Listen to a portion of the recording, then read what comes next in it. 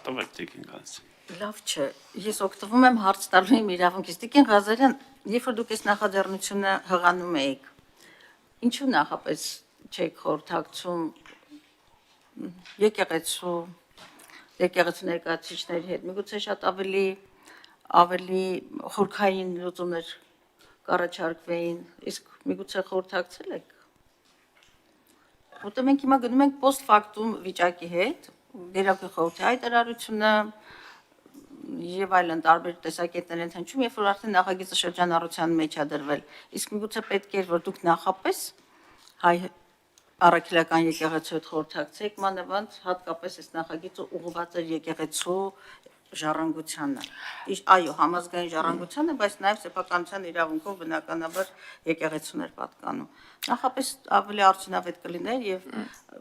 ավելի շատ խութեր կհաղթահարեինք, քան թե այն, ինչ որ դուք հիմա հնչեցնում եք, որ ընթացքում նոր շերտեր կներգրավեն եւ այլն, ընդհանրապես օրենսդրության մշակման, սա ոչ միայն դեզ է վերաբերում, առհասարակ մեր օրենսդրական գործունեության որակին ես շատ եմ անդրադարձել, շատ հաճախ չմշակված, չմտածված, չքննարկված, այն սուբյեկտները, որոնց վերաբերում են տվյալ նախագիծը, բանից անտեղյակ մեկ էլ արդեն խորհրդարանական լիագումար նիստում գալիս է մի հարցի քննարկում, ինչպես ապահովագրությունը, առողջապահական ապահովագրությունը, տեսնում ենք, թե ինչ, այսպես ասած, after shock-եր են գալիս այդ մի ամբողջ առողջապահական համակարգի շահառուների կամ օբյեկտների եւ սուբյեկտների կողմից նույնն է սրան էր վերաբերում նախապես եթե քննարկեիք թերևս ավելի լավ եւ ավելի խորը լուծումներ կունենայինք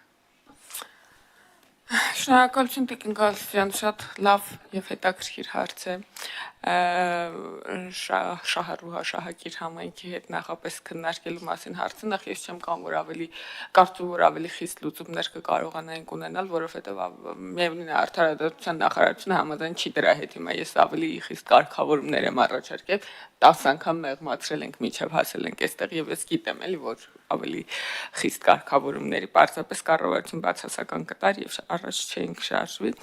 երկրորդ բանը ձեր հարցի հետ կապված ուզում եմ ասել որ առիթներ եղել են նախորդիվ թանգարանների հուշարձանների հետ կապված հարցերում աշխատանքային քննարկումների ժամանակ մայրաթոռի ներկայացուցիչի հետ տարբեր հարցեր քննարկել եւ այտենց ընդհանուր ըմբռնում ա եղել որ դաշտը կարգավորված չի եւ պետքա կարգավորել միգուցե դուք ճիշտ եք երբ որ մոտավորապես սա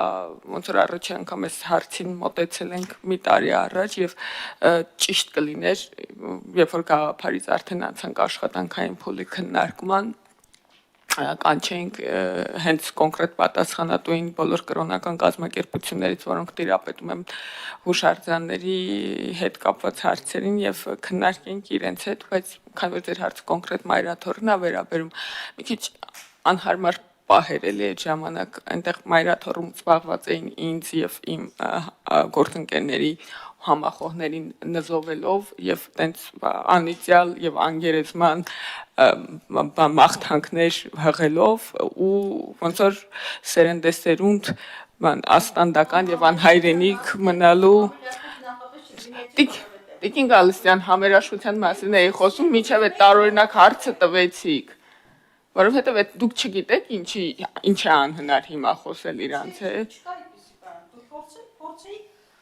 Իսկ խոսայի ասեի կներեք որ ասում եք անգերեզման մնամ ինչ նկատի ունեք հա սրբազան հա կամ 7 սերունդ բան անիծյալ լինեմ բանի ինչ նկատի ունեք որ կողմից 7 սերունդը ասենք հայրական կողմից 7 սերունդը թե հայրական կողմից հիմա ուզում հասկանամ Տիկին Ղազարյան ինչի մասին եք վիճում էլի ասեմ նախագիծ ենք վերել որ եկեղեցին ասում է կողմ ենք մի բան էլ ավելի խստացրեք հիմա դեռ ենք վիճում ենք թե ինչու բան հետին թվով բան չենք վիճել Ես խոսում եմ օրենքների որակի մասին եւ խոսում եմ ուղղակի պարտադիր պահանջի մասին, որ որևէ օրենսդրական նախաձեռնություն պիտի մշակվի համապատասխան շահառուների հետ եւ անցնի որոշակի գործընթաց։ Իմ խոսքը վերաբերում է օրենսդրական շահառուները համաձայն են մի անհանգստացել։ Ես ձեր խոսքը լսեցի, եթե ցույց կտաք պատգամավորական նախաձեռնության դեպքում որտեղ է գրած որ Տիկին Ղազարյանը պարտավոր է այդպիսի բան անել, հետո մյուս նիստին կշարունակենք։ Մեր դեպքում չկա այդպիսի պարտավորություն, ինչպես ձեր դեպքում, էլի։ Ձեր ասածը վերաբերել է կառավարությանը, այնտեղ կա դրաֆտ, պարտավոր են դնել հանրային լսումներ, պատգամավորի դեպքում որպես այդպեսին իրավական չկա, այո, թողնված է այդ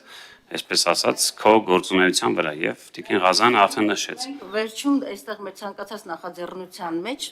ներգրաված անձինք, կազմակերպություններ, նույնիսկ պարտադիր ունենք, որ ովքեր են ներգրաված եղել, ում հետ է խորհրդակցվել, ինչ հանրային կարիք եւ պահանջը պատասխանում։ Գալստյան, անverջ կարող եմ խոսել ձեր հետ, ասում ճիշտ եք ասում, բայց դա օրենքով պարտավորված չի։ Պատգամը դնում է նախագիծ շրջանառության մեջ, գնում է կառավարություն, մեկամսյա ժամկետում պարտավոր է կառավարությունը տալ եզրակացություն, հետ գալ եւ խորհրդանում քննարկել։ Սա սենց։